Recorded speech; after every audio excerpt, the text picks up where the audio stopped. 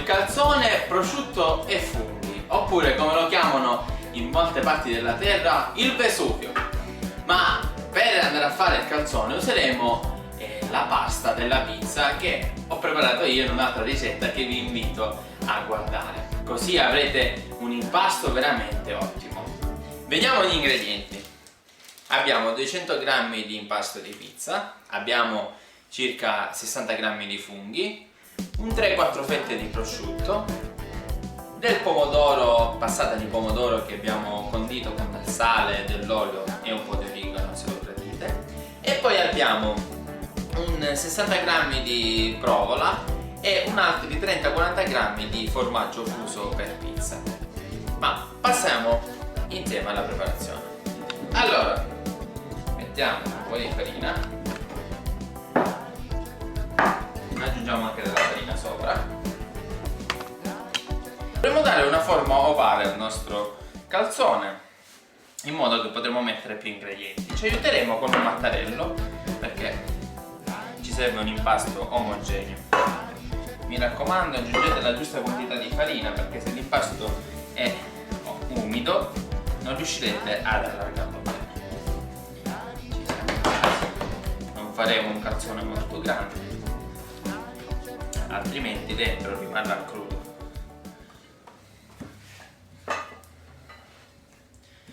Così appena lo allarghiamo lo andiamo a sistemare in una carta da forno, perché è il modo più pratico per noi che non abbiamo una pizzeria. Ok, così abbiamo una carta da forno, sempre lo andiamo a piegare in 4, così passiamo il nostro calzone nella carta da forno, lo andiamo di nuovo ad aprire, sempre muoviamoci leggermente senza fare male all'impasto, e vedete, ecco qui la forma ovale. Bene, così andiamo a mettere un po' di sugo sotto, non lo faremo molto alto perché dobbiamo ricordarci che poi il calzone gonfia. Così mettiamo il prosciutto, che in questo caso possiamo mettere anche le fette intere,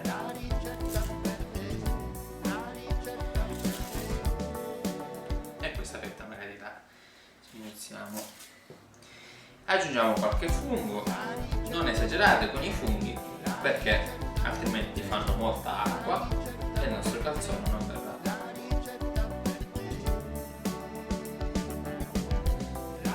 Quello che deve, il sapore principale del calzone che deve risaltare sono i formaggi. Sempre stiamo attenti a non uscire dai nostri bordi e mettiamo il formaggio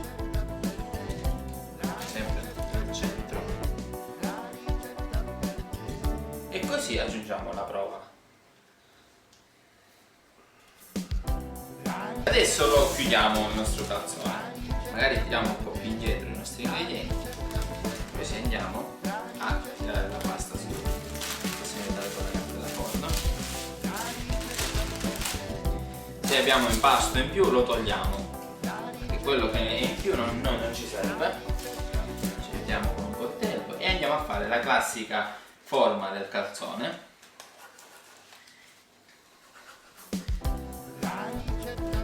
Ecco, non ci serve questo impasto anche perché non permette che sia bello il nostro calzone. Allora, tiriamo un po' indietro l'impasto, così andiamo a schiacciare qui perché lo dobbiamo chiudere bene. E a questo punto andiamo a fare la crosta del calzone in questo modo. Ecco, dovete girare la pasta, un po' di praticità, magari col tempo la potete assumere. Ecco, praticamente questi due dita devono lavorare insieme e fate la classica crosta del calzone, vedete, un po' spinta.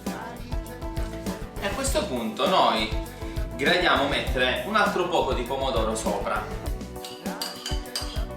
Potete anche mettere un po' di olio se non vi va di mettere del pomodoro sopra, ma anche per una questione di profumo della cottura, andiamo a mettere